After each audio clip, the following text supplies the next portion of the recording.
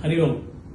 ரொம்ப வருஷத்துக்கு முன்னாடி, அதாவது ஒரு 7-8 வருஷத்துக்கு முன்னாடி ஒருத்தர் ஒரு குழந்தைய தூக்கிட்டு வந்து ஜெயதுர்கா பீடத்துல எங்கிட்ட சுவாமி இதை வந்து குழந்தைய சன்னதியில வச்சு கொடுங்க அப்படின்னு சொன்னாங்க.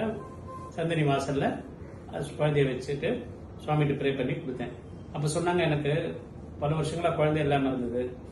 நான் உங்கள்கிட்ட வந்து கேட்டேன், நீங்க வந்து ஆஞ்சநேயரை வழிபடுங்க அப்படின்னு சொல்லி பீடத்திலேயே சன்னதியில ஆஞ்சநேயர் சன்னதி போய் சுத்திட்டு போங்க, வீட்டில் போயும் ஒரு குறிப்பிட்ட நாளில் ஆஞ்சநேயரை வழிபடுங்க அப்படின்னு சொன்னீங்க.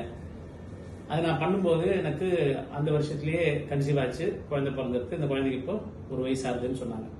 அதே மாதிரி போன வியாழக்கிழமை ஒரு தம்பதியர்கள் வந்தாங்க.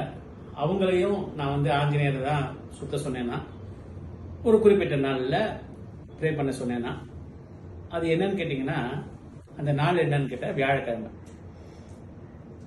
அவங்களும் ரொம்ப சந்தோஷமா அந்த குழந்தைய கூப்பிட்டு வந்து காட்டினாங்க. ரொம்ப சந்தோஷம். அது பெண் குழந்தை. இது ஆஞ்சநேயரை நான் வழிபட சொன்ன நாள் எந்த நாள்னா, அடியனுக்கு ஒன்றும் ரொம்ப தெரியாது. எல்லாமே என்னுடைய சித்தர் துர்கை சித்தர் சுவாமிகள் சொல்லி கொடுத்தது தான். குருவின் நாள் அனுமனுக்கு பூஜை செய்யும் சொல்லி கொடுத்துருக்காரு. குருவின் நாள் அப்படின்னா வியாழக்கிழமைன்னு அர்த்தம். வியாழக்கிழமையில அனுமாரை வழிபட்டா ரொம்ப ரொம்ப விசேஷமா இருக்கும். அதனாலதான் வியாழக்கிழமையில நம்ம பீடத்துல ஹனுமாருக்கு வடமாலை சாத்திரம். நம்ம வெளியிலேருந்து எந்த பொருளும் வாங்கிக்கிறது இல்லை, யாரையும் இந்த பணம் கட்டுங்க அதை பண்ணுங்கன்னு சொல்றது இல்லை, நம்மளே தான் பண்றோம். அந்த பிரசாதத்தை எல்லாருக்கும் விநியோகம் பண்றோம்.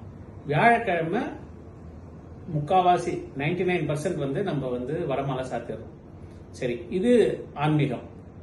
இப்ப மருத்துவமா பார்க்கும்போது என்னன்னா, ஒருத்தருக்கு நரம்பு பலப்பட வேண்டும் என்றால் அவங்களுக்கு உணவுல உளுந்து சேர்க்கணும்.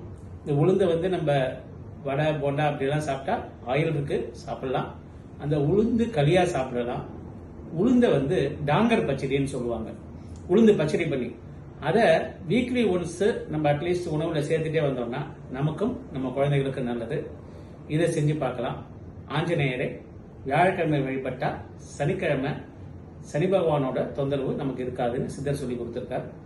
இந்த விஷயத்தை இன்னைக்கு தெரிஞ்சுக்கிட்டு இருக்கோம். நன்றாக குரு வாழ்க, குருவே துணை.